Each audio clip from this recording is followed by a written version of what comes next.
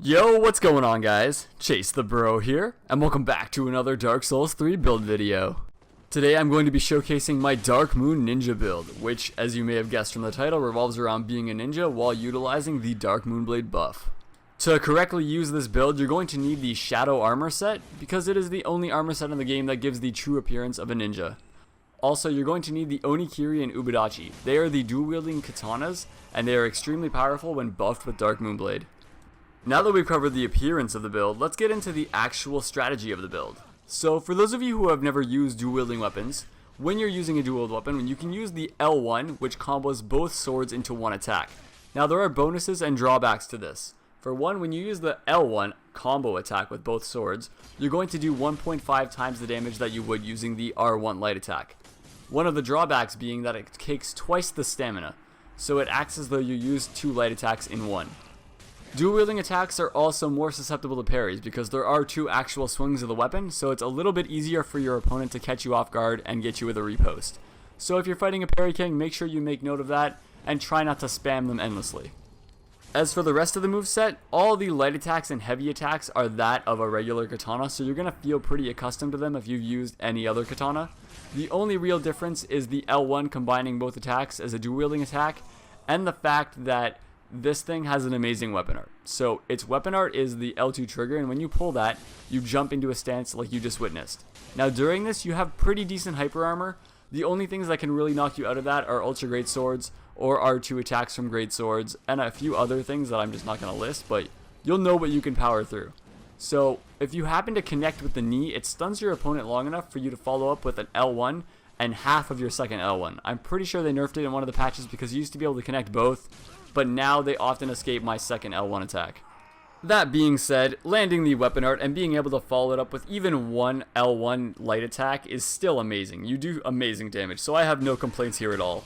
And as for the Darkmoon Blade buff, you may have noticed that in a lot of my builds, I often use Darkmoon Blade. Now, I think it performs the best with dual wielding attacks because it's adding the buff to your weapon, and when you pull the L1 attack, you're doing 1.5 times the regular damage because you're getting in 2 hits. So combine that with your buff, and I think dual-wielding weapons are truly what benefit most from the Darkmoon Blade buff. Now, even though this build appears almighty, which it really is, if you get your timing down and start performing the weapon art when you're supposed to and comboing into your L1 attacks, you're going to destroy most of your opponents. There are some weaknesses, like I said. This weapon doesn't really have much poise, so don't go challenging ultra great swords when they do even their light attack. You're going to want to space them out and wait for your opening, and also you're susceptible to parries, so make sure you are aware of that.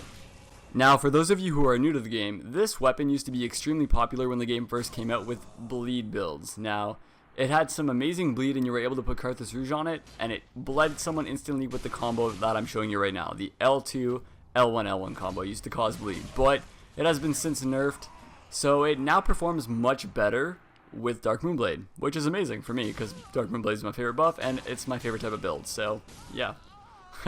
Anyways, I'm going to bring you guys on over to the stats so I can show you exactly how to accomplish what I've been doing. Alright bros, now to get into the actual stats of the build. It is a soul level 123 build, and that's just because I had to put 3 extra points into strength and I had no more reallocations. So if you want, you could be soul level 120, just take a little bit out of your vigor. Now, as for the actual build, like I said, you need the 13 strength because the minimum requirements for the onikiri and ubadachi is 13 strength. After that, you're going to want to pour 40 points into your dexterity because you're going to have a sharp infused onikiri and ubadachi, which scales the best with dex, and the soft cap for dexterity is 40, so you're going to want to stop there. After that, you're going to need 60 points for faith because that gives you the highest spell buff, which in turn gives you the highest buff from Darkmoon Blade. And you're also going to need at least 1 attunement slot, so make sure you have 10 attunement. I put 14 because I do use the weapon art quite a lot with this weapon, so I wanted a little bit of extra FP. And with the rest of my points, I just poured them all into vigor and endurance. I prefer having a higher health pool, so it's up to you. As for my weapon, I'm using the sharp infused onikiri and ubadachi, which has 379 AR regularly, but when you add the Darkmoon Blade buff to that, your AR jumps all the way up to 614, so it's pretty powerful. And like I said, when using your L1 attacks, you do more damage than you would with a regular weapon because you're attacking with both blades. You're going to need the Yorshka's Chime because it has the highest spell buff, which gives you the highest buff in general from the Darkmoon Blade, so make sure you're using that one. I also keep a simple infused cestus on me because it slowly rebuilds my FP, and like I said, I do use the weapon art a lot, so I often have a low FP pool. Make sure you're wearing the shadow armor. If you don't know where to find it, it's in the Consume King's Garden, I believe, and if not, just Google the location. I have the Ring of Favor +3, the Chloranthy Ring +3, because this weapon consumes a decent amount of stamina, and I'm also wearing the Prisoner's Chain, which gives me even more stamina and health and vitality. So it's nice, it's a good trade-off. And the final ring is really up to you. I'm using Pontiff's Right Eye because when you do use the weapon art and combo with the L1s, you get a boost. But if you're not landing that very often, then use the Lingering Dragon Crest ring because it allows Dark Moonblade to stay on effect longer, so it's kind of worth it. And yeah, my bros, that's pretty much it for the Darkmoon Ninja build. I hope you enjoyed it. Let me know what you think of it. I've been extremely happy with this performance. I haven't used these weapons since the game first came out because they were being overused.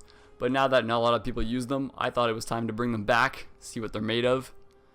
And it performed extremely well. I couldn't have been happier with the build. Also, if you enjoyed my video, then like the video. The like button's right there, guys. Just smash the like button. And yeah, thanks for watching, guys. It's always a pleasure. Chase the Bro out.